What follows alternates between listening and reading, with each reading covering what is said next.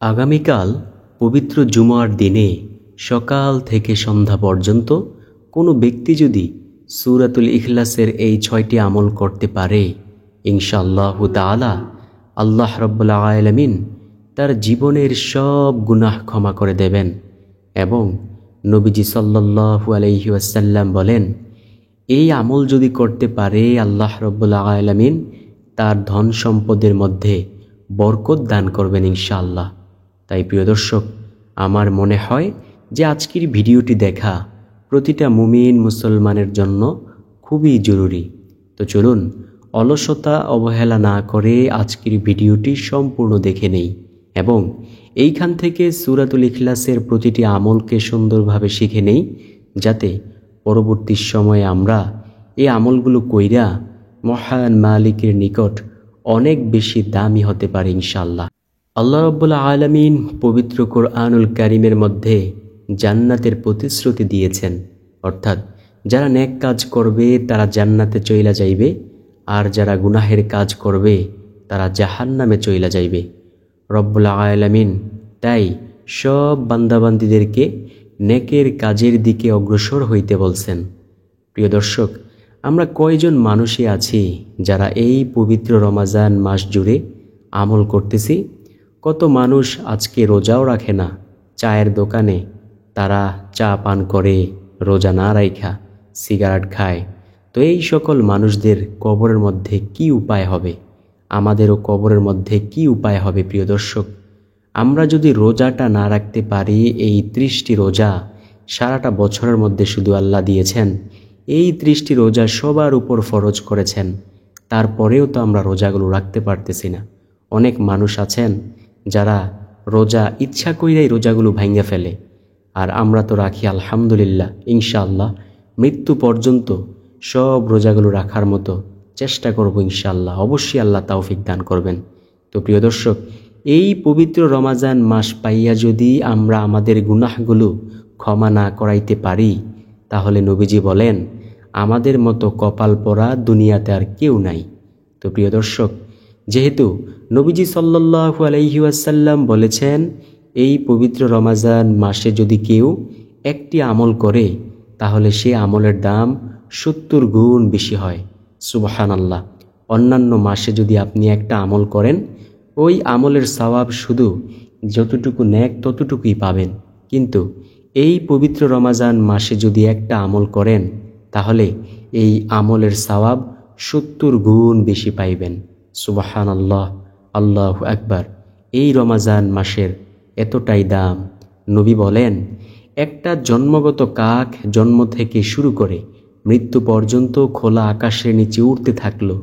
এই জন্ম থেকে শুরু কইরা মৃত্যু পর্যন্ত খোলা আকাশের নিচে উড়িয়া উড়িয়া সে যত দূর পর্যন্ত গেল, একজন রোজাদার একটি রোজা রাখার বিনিময়ে জাহান্নাম থেকে তত দূর পর্যন্ত দূরে চলে যায়।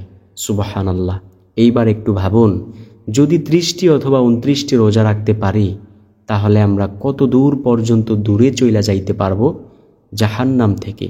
তো প্রিয় দর্শক, ইনশাআল্লাহ প্রতিটা রোজা রাখার তৌফিক দান করুক আল্লাহ আমাদেরকে, এবং এই 6টি সূরাতুল ইখলাসের আমল করার তৌফিক দান করুক।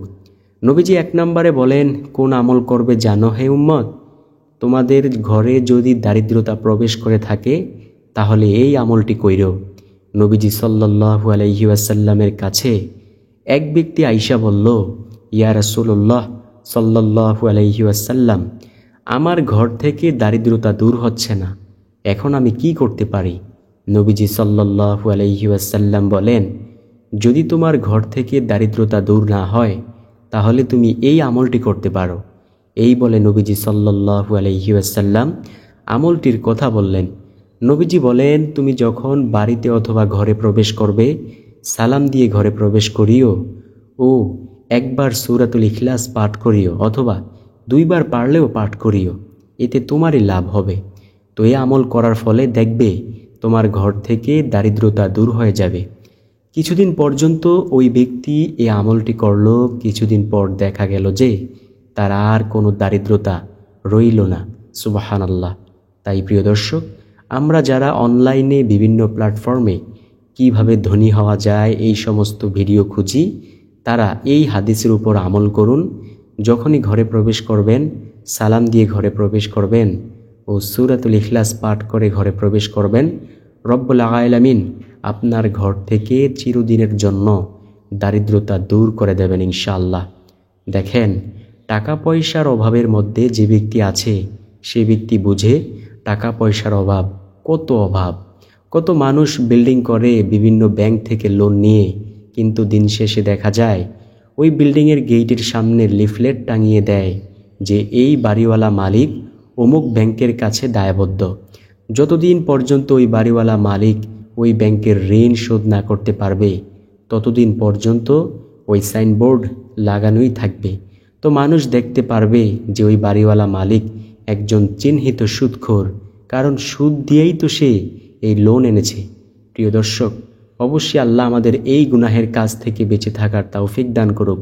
যদি আমরা চাই আল্লাহ আমাদের রিজিক বর্ধিত করুক, তাহলে ইনশাআল্লাহ যখনই ঘরে প্রবেশ করব, সালাম দিয়ে ঘরে প্রবেশ করব ও সূরাতুল ইখলাস পাঠ করে ঘরে প্রবেশ করব, রব্বুল আলামিন আমাদের দারিদ্রতা অবশ্যই দূর করে দেবেন।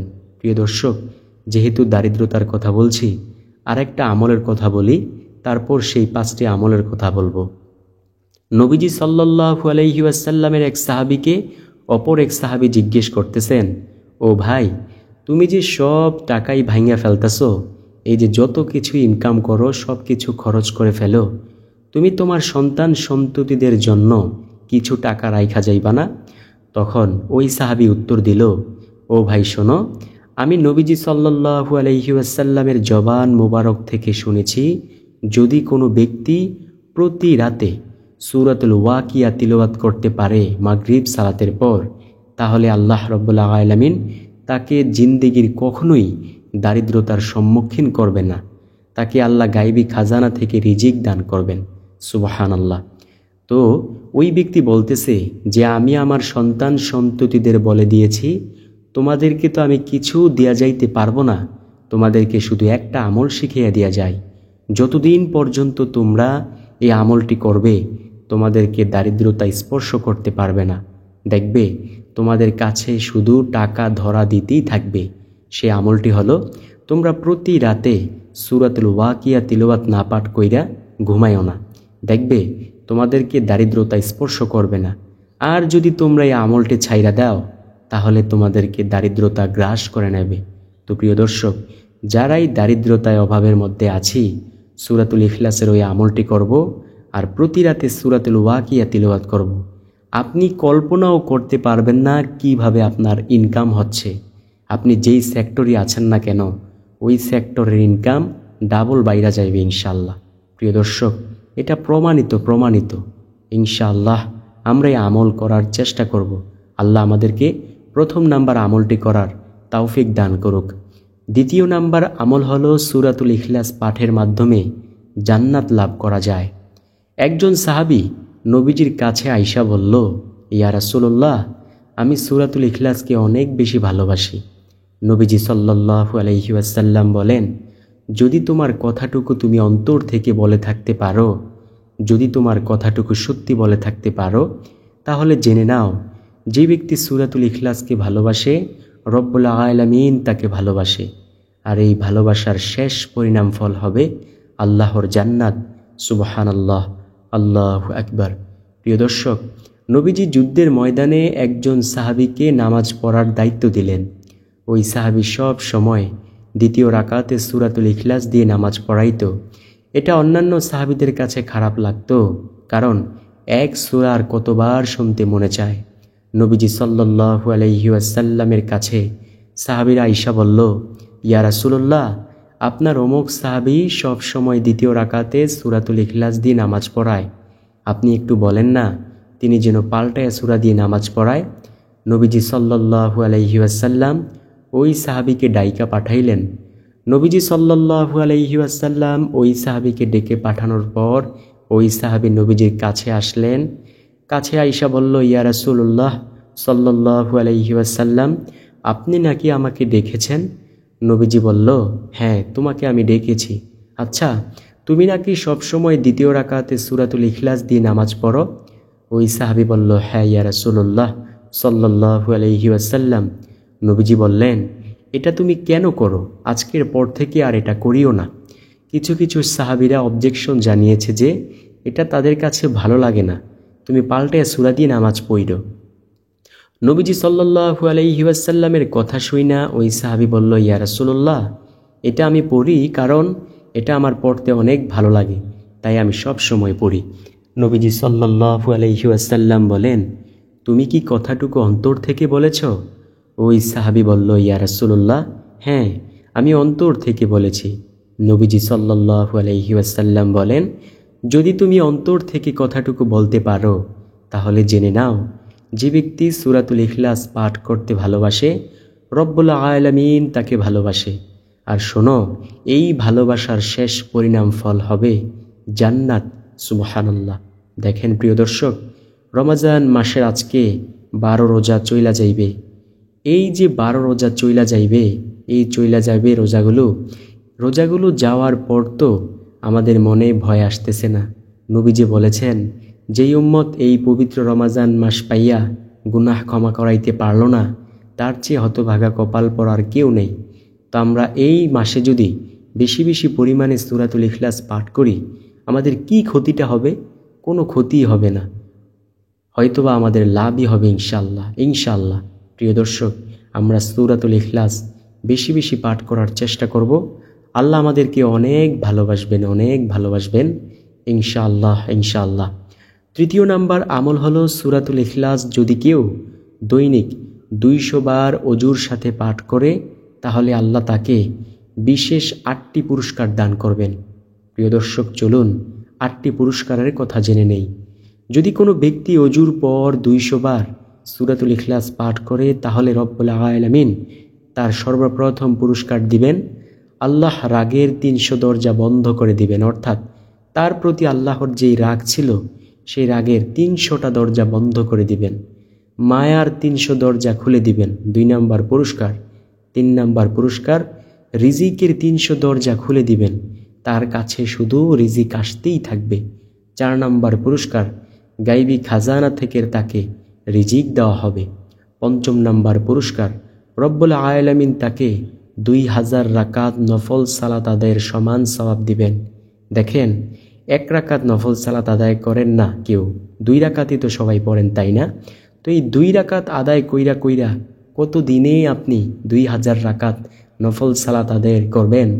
একদিনে পারবেন 2000 রাকাত নফল সালাত পড়তে? যদি কোনো ব্যক্তি অজুর সাথে 200 বার সূরাতুল ইখলাস পাঠ করে, রব্বুল আলামিন তাকে 2000 রাকাত নফল সালাত আদায়ের সমান সওয়াব দিয়ে দেন। সুবহানাল্লাহ। এছাড়াও 5ম নাম্বার পুরস্কার হলো, আল্লাহ রব্বুল আলামিন তাকে জান্নাতের মধ্যে 70টি মহল দান করেন। প্রত্যেক মহলে থাকে 70,000 দরজা করে। নবীজি সাল্লাল্লাহু আলাইহি ওয়াসাল্লাম বলেন, যে ব্যক্তি সর্বশেষ জান্নাত পাবে, সেই জান্নাতের পরিধি আয়তন হবে এই রকম 10টা দুনিয়ার সমান। সুবহানাল্লাহ। আর যে ব্যক্তি দামি জান্নাত পাইবে, সেই জান্নাতের আয়তন কেমন হবে? নবীজি সাল্লাল্লাহু আলাইহি ওয়াসাল্লাম বলেন, গরিবেরা ধনীদের 500 বছর পূর্বে জান্নাতে চইলা যাইবে, কারণ গরিবের টাকা কম, হিসাব কম। ধনীদের টাকা পয়সা বেশি, হিসাবও বেশি। তারা সম্পদের জাকাত দিয়েছে নাকি, সেটাও আল্লাহ খতিয়ে দেখবেন। তারা সম্পদ কোন রাস্তায় ব্যয় করেছে, সেটাও আল্লাহ দেখবেন। তো প্রিয় দর্শক, সূরাতুল ইখলাস অজুর সাথে 200 বার পাঠ করলে আল্লাহ রাব্বুল আলামিন আপনাকে এমন পুরস্কার দান করবেন। 6ষ্ঠ নাম্বার যে পুরস্কার, আপনার মধ্যে ঈমানের নূর দান করবেন। 7ম নাম্বার পুরস্কার, রব্বুল আলামিন আপনার কল্ব থেকে শয়তানকে দূরীভূত করে দেবেন, আর তাতে শয়তান আর ওয়াসওয়াসা দিতে পারবে না। 8ম নাম্বার পুরস্কার, যখন মৃত্যুবরণ করবেন, আল্লাহ যদি চায়, মৃত্যুর পর জানাজায় হাজারো ফেরেশতা শরীক করাইয়া দিতে পারেন। এইবার একটা ছোট্ট প্রশ্ন করি, যার জানাজায় ফেরেশতারা শরীক হইবে, সে কি জান্নাতি মানুষ নাকি জাহান্নামী মানুষ? অবশ্যই একটু কমেন্টের মাধ্যমে জানাইয়া দিয়েন। তো ইনশাআল্লাহ 200 বার অজুর পর 200 বার সূরাতুল ইখলাস পাঠ করার চেষ্টা করব। আল্লাহ আমাদেরকে এমন 8টি বিশেষ পুরস্কার দান করবেন ইনশাআল্লাহ। ইনশাআল্লাহ। 4র্থ নাম্বার আমল হলো, সূরাতুল ইখলাস যদি কেউ 10 বার পাঠ করে আল্লাহ জান্নাতের মধ্যে একটি মহল দান করবেন। ওই মহলের প্রত্যেকটি মহলে থাকবে 70,000 দরজা করে। সুবহানাল্লাহ, আল্লাহু আকবার। এইবার বুঝুন জান্নাতটা কত বড় হতে পারে। সুবহানাল্লাহ। তাই তো আল্লাহ বলেন, আমি এমন জান্নাত তোমাদের জন্য বানাইছি যেই জান্নাতের কথা তোমরা কোনোদিন কল্পনায় আনতে পারোনি, চোখেও দেখোনি। সুবহানাল্লাহ, আল্লাহু আকবার। 5 নাম্বার যে আমলের কথা বলবো সে আমলটি হলো, নবীজির সামনে কিছু সাহাবায়ে কেরাম বসা ছিলেন। নবীজি সাল্লাল্লাহু আলাইহি ওয়াসাল্লাম ওই সাহাবীদেরকে বললেন, ও সাহাবীরা শোনো, আমি কি তোমাদেরকে এমন একটি আমলের কথা বলবো যে আমল যদি তোমরা একবার করতে পারো আল্লাহ তোমাদেরকে এই যে 10 পারা কোরআনুল কারীম খতম করার সমান সওয়াব দিবে। 2 বার করতে পারলে 20 পারা কোরআনুল কারীম খতম করার সমান সওয়াব দিবে। 3 বার যদি করতে পারো আল্লাহ তোমাদেরকে সম্পূর্ণ কোরআনুল কারীম খতম করার সমান সওয়াব দিবে। সাহাবায়ে কেরাম রাদিয়াল্লাহু তাআলা আলাইহিম আজমাইন তো ছিল আমলের জন্য পাগল পারা। সাহাবায়ে কেরাম বললেন, ইয়া রাসূলুল্লাহ সাল্লাল্লাহু আলাইহি ওয়াসাল্লাম, বলুন কোন সে আমল? তখন নবীজি সাল্লাল্লাহু আলাইহি ওয়াসাল্লাম বলেন, যে ব্যক্তি সূরাতুল ইখলাস একবার পাঠ করে আল্লাহ তাকে 10 পারা কোরআনুল কারীম খতম করার সমান সওয়াব দিয়ে দেয়। যে ব্যক্তি 2 বার পাঠ করে আল্লাহ তাকে 20 পারা কোরআনুল কারীম খতম করার সমান সওয়াব দিয়ে দেয়। যে ব্যক্তি 3 বার পাঠ করতে পারে আল্লাহ রাব্বুল আলামিন তাকে সম্পূর্ণ কোরআনুল কারীম খতম করার সমান সওয়াব দিয়ে দেয়। সুবহানাল্লাহ, আল্লাহু আকবার। তাই প্রিয় দর্শক, যদি চান কোরআনুল কারীমের খতম করার সমান সওয়াব পাইতে, তাহলে 3 বার সূরাতুল ইখলাস পাঠ করলে আল্লাহ আপনাকে এমন ফজিলত, এমন নেকের ভাগীদার করে দেবেন ইনশাআল্লাহ, ইনশাআল্লাহ। সর্বশেষ নাম্বার যে আমলের কথা বলবো সে আমলটি হলো সূরাতুল ইখলাস পাঠের মাধ্যমে অন্তর থেকে শিরকের গুনাহের কথার চিন্তা করার গুনাহের কথাও দূরীভূত হয়ে যায়। এই সূরাটা নাজিল হয়েছিল কোন সময় জানেন?